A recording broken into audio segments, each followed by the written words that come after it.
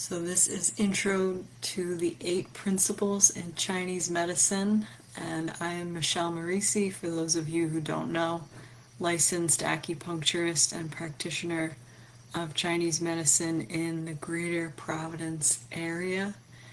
And so if you've seen my intro to pulse and tongue videos, this is kind of backtracking to the foundations of diagnosis in Chinese medicine. So if you haven't seen those videos yet, you can check those out on Dr. Wu Healing YouTube page.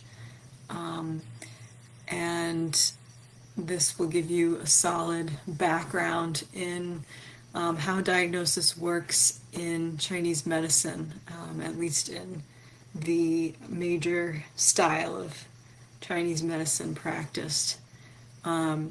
So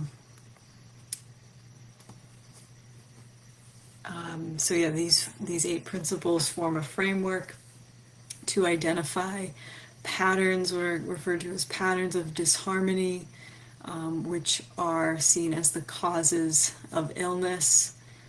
And so these 8 principles help to determine the nature of a person's disharmony. So what are the 8 principles? So they are 4 sets of kind of 2 ends of a spectrum. So yin and yang, which we will get into a little bit more of what that refers to in a moment if you're not familiar, but most of us probably have a little bit of an idea at least about what that refers to. In the last slide we saw that yin-yang symbol. And so next is interior versus exterior, deficient versus excess, and cold versus hot. So we'll dive into each of these and what they refer to more, but just so we are holding those in mind as the 8 principles, the 8 different ways of looking at what's going on within a person. So yin and yang are 2 interdependent forces. So they kind of feed each other, right? So if we go back to that yin-yang symbol, it's actually it's backwards in this picture to how it's typically portrayed, but so that the yang energy is represented by the white, and it's this upward rising of energy. But when you come to that peak of yang energy, it's inevitably there starts to be a decline. So that's why that spot of black exists within the yang portion of the symbol, and then the descending, darker, heavier energy of yin represented by the black color. But then at that very deepest depth, just like in the depths of winter, or the winter solstice, right, is the longest, the darkest day of the year. But it's also the turning point for when the days start to become brighter and lighter, and we move towards spring. So that's just a little bit of an idea about yin and yang, but they exist in relationship to one another. So you could look at, for example, a hill and say, well, a hill is yin because it's part of the earth, where yang is more heaven, or the sky is more yang. But then if you look at that hill, and you look at one side versus the other, so looking at one side of the hill in relationship to the other, one might be more in the shade, so more the yin side of the hill, and one might be more in the sun, so the yang side of the hill. So it's not black and white like hills are always yin. There's a yang and a yin within everything. But generally, yin tends to be more solid, yang airy, yin is heavy, yang is light, yin is dense, descending, yang is expansive and ascending, substance is more yin than energy or chi. Water certainly is more yin. Fire is, and yet water is the most yin of the five elements of Chinese medicine, where fire is the most yang. And the zong are yin and the fu are yang. And so what are the zong? What are the zong fu? So these refer to the organs in Chinese medicine, which also include the meridians. So each of these listed here have their own meridian through the body. So just to briefly note which organs are zong or yin versus which organs are fu or yang. Typically the fu organs tend to be hollow. They have a connection to the external. But some of the zong, like the lungs, are, or lung, it's just referred to singularly in Chinese medicine, is of course open to the outside. So that is an exception. But those are the how those organs are divided. The zong tend to be more essential organs than the fu. And so just last note about yin versus yang and looking at the spectrum of bodily substances on that spectrum. The qi is more yang, the blood is more yin, more substantive, and the body fluids are in the middle. So moving on to external versus internal. So quite simply, external refers to something that, like a pathogen that originates from the outside. So it could be, in Western medicine terms, virus, bacteria, molds. It could simply be the environment you live in being really extreme cold or damp, humid, dry, and that can over time create an inner environment within a person that's more damp, dry, etc. And if you have internal deficiencies that might lead to those, allow those pathogens kind of to set in more. So with external illnesses, the onset tends to be quick and sometimes dramatic versus something that's internal in origin that tends to have a less severe onset. So this is more common. These are represented by chronic ailments. External ailments can turn into internal ailments, right? If, like I was just mentioning before, if someone's constitution is not strong enough to fend it off, or it's not properly treated. But otherwise, external things like a cold or flu leave relatively quickly. So examples in Chinese medicine terms would be wind-cold, a wind-cold invasion, or a wind-heat invasion. So these are things like I was just saying, like a head cold or a flu, with symptoms that in the case of a wind cold might be more indicative of cold patterns. So you have more chills than fever, typically body aches, maybe a mildly scratchy throat, nothing too painful, thin clear mucus versus wind heat would be possibly more common to have a fever, a sore throat like strep throat where it really like feels very painful, mucus that's yellow or even kind of green, maybe a rash. So those are all indications of heat. And internal ailments include a whole bunch of different patterns, but just some major patterns to name as examples include spleen qi deficiency, which often leads to dampness. So this might manifest with tiredness, sluggishness, heavy feeling in the body, pale complexion, liver qi stagnation. So this is the qi is not flowing smoothly and can lead to kind of pent-up emotions or tension in the body, dull aches that aren't super sharp or necessarily defined in their locations, or they tend to come and go, maybe have like moodiness.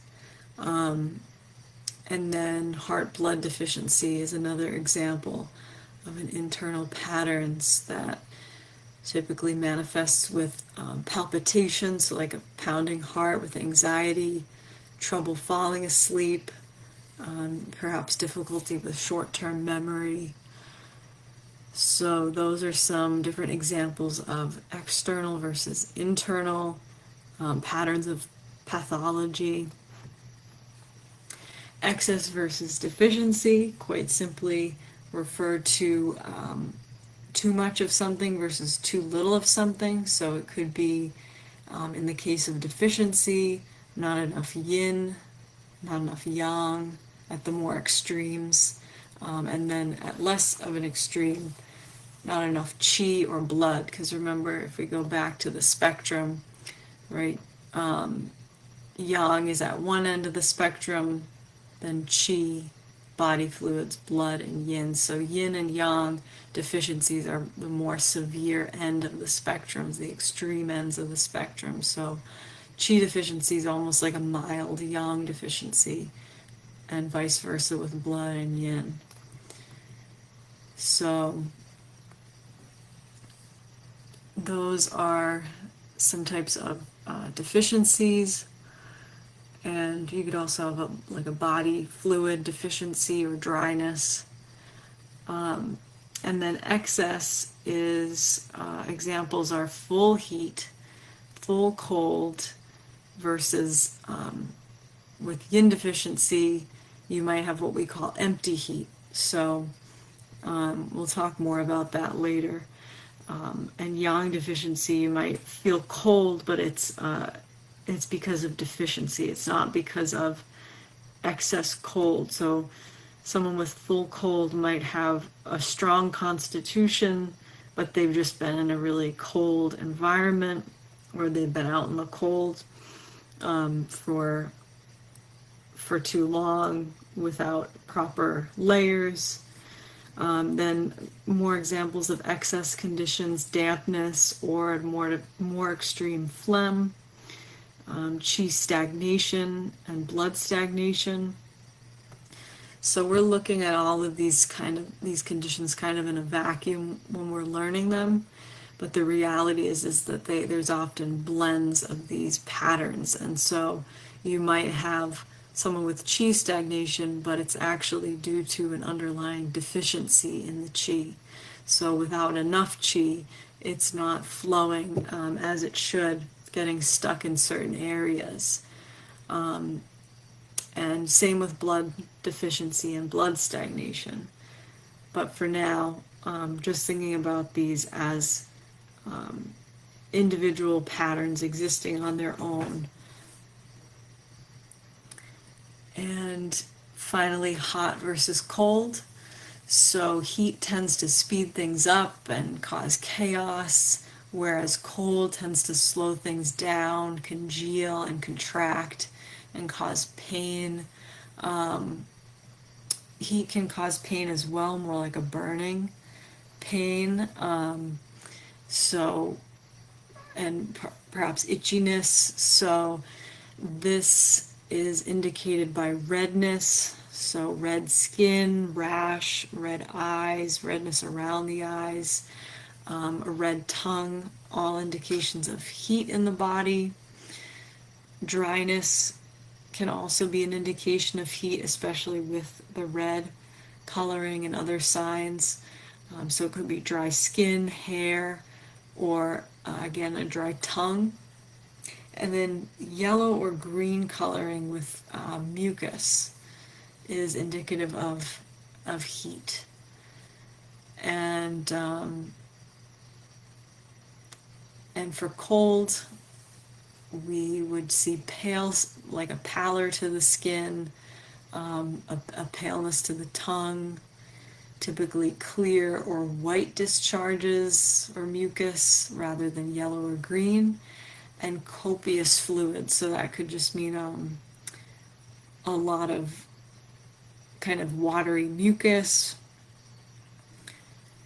And bonus points. So if you have seen the pulse and tongue videos, then take a moment to consider what pulse and tongue you would expect to see from someone with a hot condition. So we just mentioned a couple things for the tongue, but if you remember or just can make an educated guess based on what we just learned, what the pulse and tongue might look like for someone with a hot condition, either full heat or empty heat, which we'll talk about more. So a full heat condition will not look like this picture.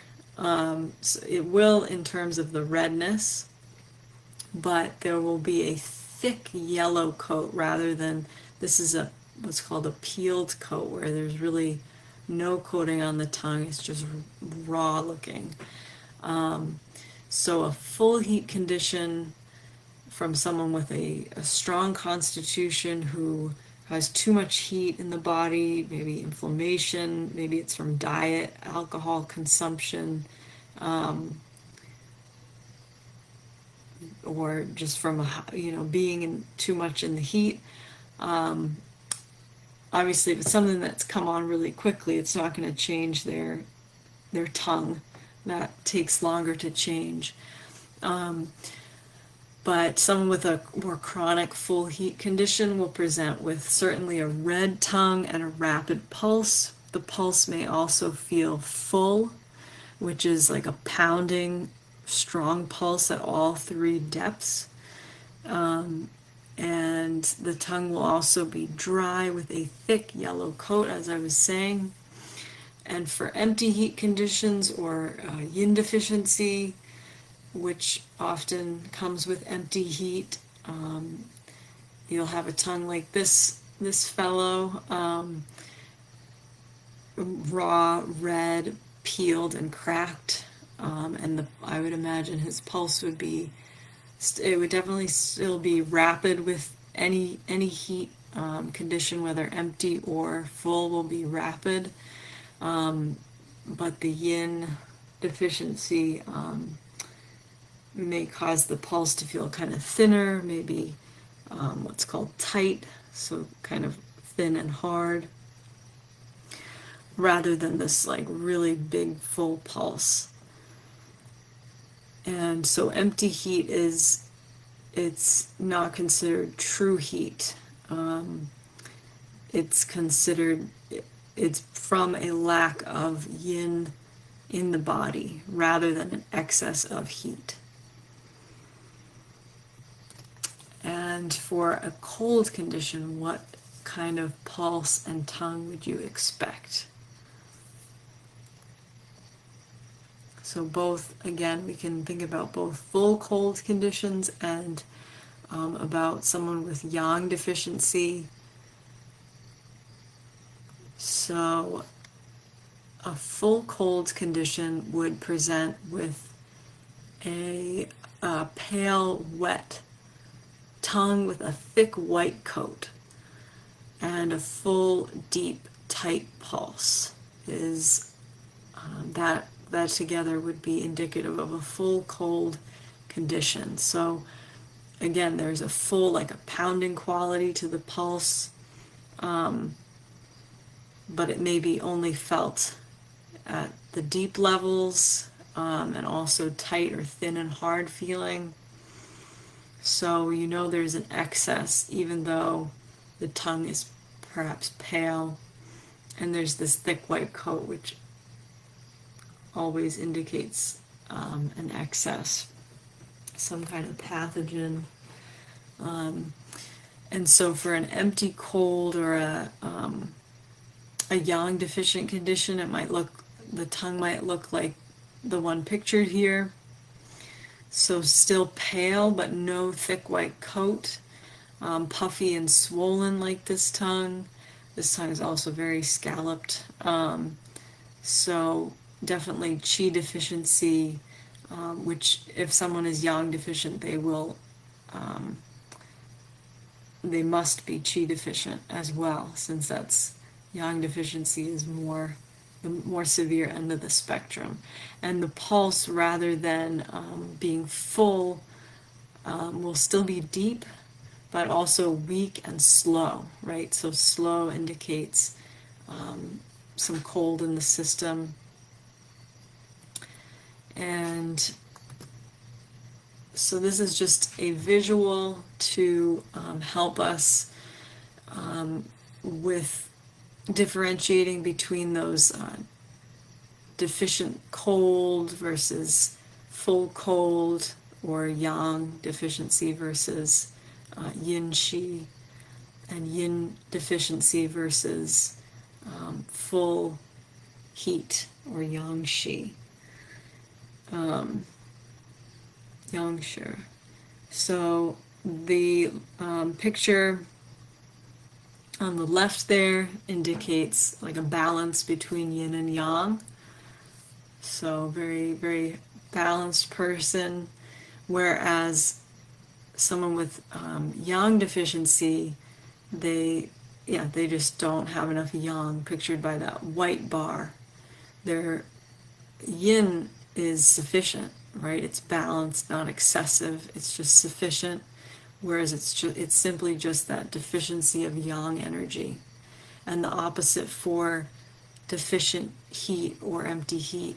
There is sufficient yang energy. It's just that there is a lack of yin energy. Yin energy could be meaning a lack of restfulness, a lack of hydration, just more of the substance, and the kind of fluidity and softness of yin. Someone who maybe hasn't slept well in years. And then a full heat or yang shi condition would be they have enough yin. It's not a deficiency of yin, it's an excess of that yang energy, that heat. Versus full cold, an excess of the yin energy and sufficient yang energy. So that is an intro to the 8 principles, and how all these different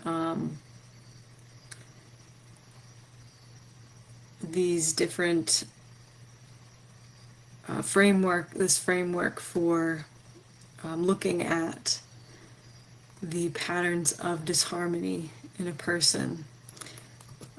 So if you have any questions or comments, or you'd like this slide deck, please feel free to reach out to me at that phone number or email listed there. Again, my name is Michelle Morisi, licensed practitioner of Chinese medicine in the Greater Providence area. Thank you for watching, and I'll see you next time.